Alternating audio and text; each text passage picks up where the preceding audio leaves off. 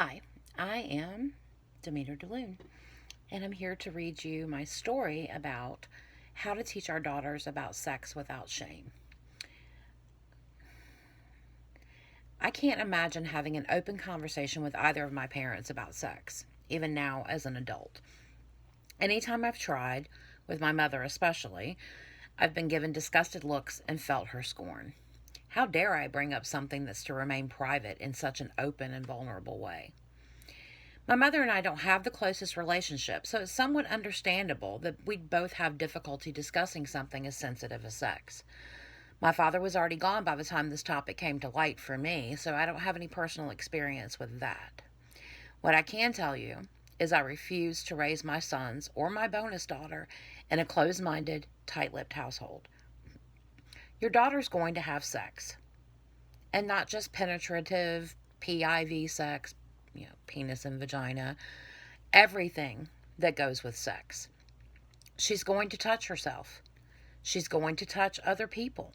She's going to have fetishes and kinks. She's going to be sexually attracted to people.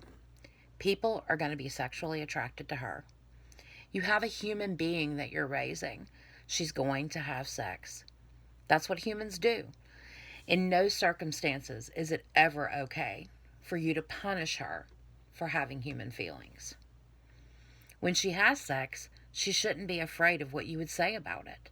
She shouldn't have to do it in secret. She shouldn't be afraid for you to find out. Don't try to destroy your daughter's sexuality for any reason. But I know what boys are after. I don't want them to hurt her. All we can do is teach them, offer advice, and hope they listen. Did you stop and think for just a moment? She knows all this and wants to change the narrative. The society has shamed us as women enough, and your daughter wants to work to change that. We all have to learn from our own mistakes. People get hurt. It's a fact of life.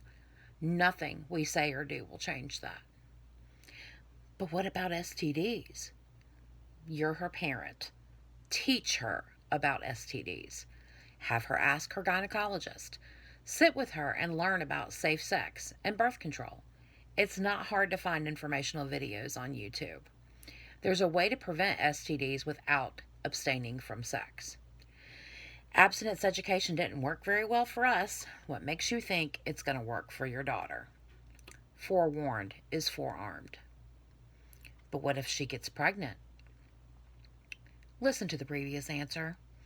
If she gets pregnant anyway, help her do what she wants to do.